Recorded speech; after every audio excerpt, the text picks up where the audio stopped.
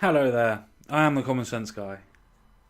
Today we're going to be doing a video on the EU again, but this time it's a bit different. Instead of the EU working in shadows and mysteriously trying to control people and forcibly making different countries do what they want to do, this time it's different. They're not just going to do it in the shadows, as I just said, they're actually going to make a bill and force countries to take on immigrants, to take on what they want to do. And if they don't, they're going to cap/stop subsidies that the EU would be paying to those countries in general. This is not my plan, this is not my idea, this is not anything that I've come up with as a conspiracy. This comes from Angela Merkel's fucking mouth. Today we're going to be having a look at the German newspaper for it, and we're going to have a look at a different actual news outlet called Breitbart as well that has reported on it. Surprisingly enough, no other news outlet has deemed to report this at all. So, with that being said, let's actually get into this very serious video and actually realise the levels of, well, I don't even think it's an authoritarian state. It's more of a totalitarian state now, is it not? Do as I say, not as I do. Give me your money and take on the poo. Yeah, that didn't go very well. But hey, you get the idea. Onward!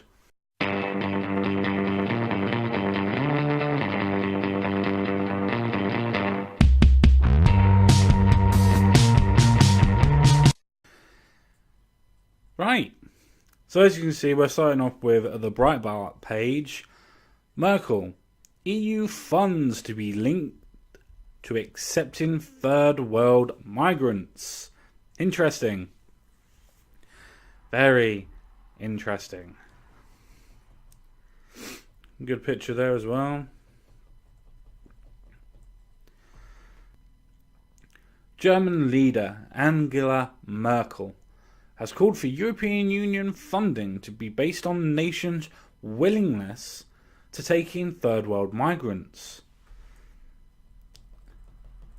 Speaking ahead of a Brussels summit with other leaders of EU nations, the German Chancellor said fighting for shared European values should be at the heart of the bloc's spending decision. Interesting there. The shared European values. So it doesn't matter if the country is going to fail, or if the economics is going to be destroyed, or if the system in itself is going to absolutely destroy itself by ripping itself apart by increased acid attacks, for instance, in London, increased raping, for instance, in Germany and in Sweden. You know, just the simple things in life, you know, like looking after your own goddamn citizens. Is that such a problem? Is that such a heartache for the European Union nowadays? I'm guessing it is. Solidarity cannot be a one-way street, she insisted in the Bundestag, or Bundestag. With the distribution of structural funds, so funds that are meant to actually help with the actual country, structural funds, these are not extra funding that goes into supporting different programs or things like that. This is structurally funded. Sorry, I'm just getting ahead of myself a little bit here. We must ensure that the allocation criteria in future reflect the engagement of many regions, municipalities in absorbing and integrating migrants. So basically, at this point in time, without actually it being said, Merkel was actually saying that EU funding needs to be restricted for people that won't accept migrants. This is what the EU is doing at this moment in time. We will not give you money if you do not follow what we tell you to follow. Though you pay into the EU, and though every other country pays into the EU for its own points and its own nationalistic points of view as well, to make sure that the country as a whole is able to survive. Otherwise you have problems like Greece and Italy, which we're not going to get into in this video. But then you get problems like that. But it doesn't really matter as long as the rest of the block's okay. And I wonder in which actual point that this, should we say, I don't know, a fining system? Or should we say that the actual German government is trying to dictate to the rest of the world on how to take in migrants, the moralistic points of view that people are going to be doing? It just makes things so authoritarian, does it not? Stressing that a new coalition between her supposedly centre-right Christian Democrats and the left Liberal Social Democratic Party would be unashamedly pro-EU, Merkel proclaimed. More than ever, we need European answers to the pressing big questions of our time. So we need to cut funding to particular countries because they won't accept migrants. How is that a big question of our time? It's not a big question. Local media reports that the Chancellor walked out of the session when challenged on her remarks by the anti-immigration Alternative for Germany, the AfD party, which recently moved into second place in the polls and will become the official opposition if plans for a grand coalition go ahead. So she hasn't even got full control over her party at the moment. Or actually, even better, she hasn't even got full control over her country yet, let alone telling the EU what it must do with other countries. This is just getting more and more funny to me. Meanwhile, EU Budget and Human Rights Commissioner, can't say that name, echoed Merkel in comments to the can't say that name on Friday, saying that Hungary and Poland must respect the bloc's values or else lose funding. Wow. As I just said, so Hungary and Poland have both actually come out and actually said that they can't accept the migrants and they won't accept the migrants because it will affect them in different ways and they can't structurally keep it going. So because they've come out and said this, they're now going to lose money on it, be fined for it, go to court over it as well, and all because that Germany and a couple of others want to force migrants onto them. And yes, I use the word force and I use it properly. I don't see how this is nothing more than an authoritarian push to be able to tell other countries that are less than them, so to speak, what they can and cannot do. The fact that you will morally virtue signal to a country saying you must accept these migrants because we've accepted them, so you have to. That's the equivalent of blackmailing people as well. If you do not do this, we will take money away from you. We will tell you off. They're literally putting a gun to Hungary and Poland's head, and they wonder why they are talking about the fact of leaving the European Union. The fact that we are leaving doesn't mean anything anymore, because I don't think that we will leave properly anyway, but I think once we do leave in name, I think a lot of other countries will leave. I honestly feel that the European bloc in itself will probably collapse within, I don't know, probably 6 to 10 years, I would say, as a guess. The way that they keep on seeming to push these values onto people, the fact is that the country in itself, the common man, the common person, will fight back. And I think they're losing that at this moment in time by the right in itself is getting so popular. Because with the thoughts of immigration and the fact that the European Union are literally being an authoritarian government and forcing people to do this by taking people's money away or threatening them by court is a very worrying point, is it not? Oettinger said Brussels should tell countries resisting EU plans to spread migrants from the Middle East and Africa throughout Europe, we will cut investment if you continue on this course. Literally, again, saying that if you do not do this, we're going to cut your funding. Now, I don't understand if anybody else can understand this point. That is the most authoritarian point that you can be. If you don't do this, we're going to take away funding. This is how a corrupt government works. It doesn't work on democracy. It works on the idea of blackmail. I wish people would be able to see this. This is not the fact of the European Union working in blissful democratic and meritocracy. This is the fact the European Union is having different people having different ideas, and because they're having different ideas, are now being blackmailed, and now being forced to take the status quo, so to speak, and follow the moral virtue signals of the bigger countries, especially Germany for past discretions and whatever, and forcing these smaller countries to take on all of these migrants when they physically can't. And they want to wonder why the right are rising. I think it's very, very pointless for me to sit here and say, yes, the right are rising because of these people. But it is true. If you're going to keep on pushing somebody, eventually they're going to push back. And this is the point where people are pushing back. Do I agree with it?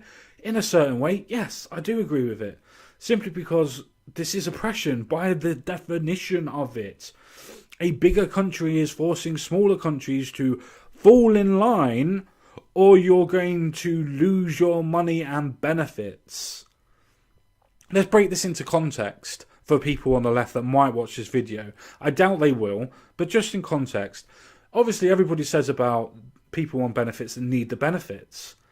You wouldn't say that you want them to take more people into their home and for them to fund their money on the benefits they have, would you? So say, for instance, you've got a bedsit, you've got one poor bloke that's on simple benefits, JSA, and you then say, well, you've now got to take in 4 more people into your single bedsit that's going to share the bed with you and going to share your food with you, but you're not getting any extra money for it. That is what this is doing. And then the government then saying to that one person, if you don't do this or accept this, we're going to take your money away anyway. It is forcing the poor to become poorer. It is forcing the crapper countries, so to speak, or to quote Donald Trump, the shithole countries, to become shitter. This is not beneficial to anybody in the European Union. The Eurocrats said the bloc needs to send a clear message to conservative countries that we will be ready for solidarity when you come round and demonstrate adherence to EU values and rule of law. I'm sorry. That is just a declaration, basically, of saying we're going to withdraw money from you to make sure that you can't do what we want you to do. You can't do what you want. You can't not take these refugees on and actually have a decent economy. You're going to come down like the rest of us.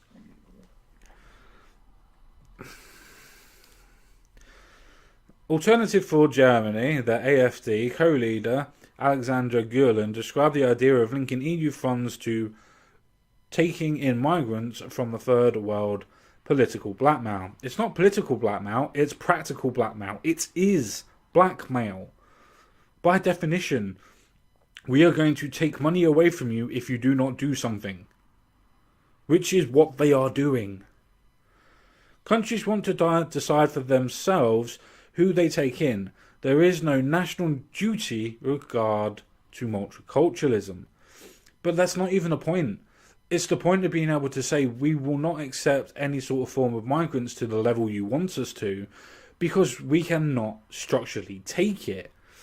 It's not like the countries are saying we don't want it because we don't like migrants and we're racist. They're not saying it because of that reason. Hungarian Prime Minister Viktor Orban also hit back at the EU project to force multiculturalism on the whole bloc in his State of the National Address last weekend, declaring Hungary will only express solidarity with Western European leaders who want to rescue their country and its Christian culture. Now, I don't know whether to say all the Christian culture or anything else like that because I'm not really religious, but the West culture in itself, yes, could derive from that point. But it's the fact that you're forcing something onto different countries, and the left are always going on about the virtue signalling of the oppressed countries. Well, this is literally the definition of oppression. This is literally a bigger country dictating to a smaller country what it cannot and cannot do. I don't see how people don't see this as being the authoritarianism and the authoritarians of the European Union. This is the reason why we voted. This is the reason why Brexiteers decided that they didn't want to be part of the European Union. Not necessarily because of the economical benefits, but the fact of being able to run one's country by oneself and decide whether or not to take immigrants in or not, and not being forced and dictated to by a dictatorship that is the EU. You shall do this, or we will take your money away. Can you imagine doing that to any other place or people? Because that's what's going on now. That's what the European Union wants to do with the Eastern Bloc. With Holland, with Poland, with the Czech Republic, with a couple of others as well. That's what they want to do. They generally want to blackmail and dictate to these countries what they can and cannot do. Like they have the power for it. So the main reason why I wanted to do this video was to actually show the levels of authoritarianism, and in some cases, and in this case, the totalitarianism of the European Union. The fact that they are dictating to Hungary, Poland, and other places that do not want to accept refugees and migrants at this moment in time, due to economic reasons or whatever reason that nation deems that they cannot accept any at the minute. And no, not on definition of saying we don't want to accept them because we're racist. No, they have general political and actual economical reasons for not accepting them.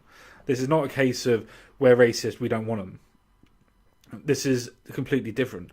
But even if it was that type of case, even if it was, what right do the EU have to be able to dictate to another country what they can and cannot do to accept into their borders? Yes, I do understand the process of freedom of movement, and yes, I do understand the processes of the customs union and the single market. I do understand it. But it's a fact that they are saying and trying to explain to the European Union, we can't accept it because otherwise our economy will tank, for whatever reasons they want to give. But yet, the European Union's like, nah, don't care. We can take it, so can you. The fact is that they know that the economies are completely different. And the fact is that they are going to say, well, if you don't take it, we're going to cut your money anyway. We're going to make you poorer anyway. And it seems that it is a actual plan for some reason to make the poorer poorer. I don't see where this is going. I don't see how this is beneficial. I don't see how this is to do with human rights. I don't see it. I don't understand it. Maybe somebody in the comment section can explain it to me. I don't know. Please do. I'm more than happy to learn. I'm more than happy to admit when I'm wrong, even to a degree. But on this case, I don't think I am. I think the evidence is clear. The fact that the EU is being an authoritarian dictatorship. It is forcing other countries to do and say what it wants to do and say, and not letting the democratic will of the people and the democratic will of their nation decide the autonomy of its own nations. It is trying to dissolve the nationhood. It's trying to dissolve the civic nationalism of that nation as well. And I think this is the major problem that the EU has, and this is a reason why so many people want to leave it. So many people get the illusion that the EU is a democratic system. It's not a democratic system. If it is forcing people and blackmailing countries to do what it wants and to do what it says, it just doesn't work like that. The democratic will of the people, the meritocracy doesn't work. Where are the votes for the actual EMPs? Where does that happen? Where do we vote for Donald Tusk to be in charge? Where do we vote for other people to be in charge of different nations? How comes we can't vote for other nations and what they do? It doesn't really seem to work well, does it? The idea of the democratic solidarity of the EU. The idea of it when it first started was as a trading commodity, which everybody signed up for, which is why so many people get confused by it nowadays. So many kids do anyway. Thinking, Yeah, but we signed up for it in the 70s. No, we signed up for a trading agreement. And that's the reason why we signed up, not for political alliances. It was to realize that we have trading agreements and trading interest that worked for the best of the European Union. I don't know. I can't see how people don't understand how this is an authoritarianistic plight. That this is one massive country dictating to another country what it can and cannot do. And yet nobody's even batting an eyelid about it. Doesn't matter, it's only the EU, it's putting its weight around. Okay, that's nice. Would you say the same thing if America was telling Cuba what it can and cannot do? Or if it was telling Venezuela what it can and cannot do? Or if it was telling Haiti what it can and cannot do? Puerto Rico? Oh, yeah, that's right. You want to interfere with that. You want to interfere with what's going on in those places. But as soon as you actually have the hint of an actual proper authoritarian dictatorship dictating to countries what they can and cannot do, you bat an eyelid. You don't care. Just move on. Doesn't matter. They'll be fine. It's for a good purpose. What, to destroy a country? To destroy a country's economy? To destroy its culture? That's a good purpose, is it? I feel that I've rambled on for long enough. So I'm going to leave this video here. As I said before, if you do have any comments or anything else of that, or any questions, I'm more than happy to try and answer them the best as I can. Obviously, I'm not an expert on anything. This is just opinion-based with some sourcing. But yeah, on my opinion, I think I'm going to leave this here. So if you like the video, please leave a like. Don't forget to subscribe to the channel as well if you want more videos like this.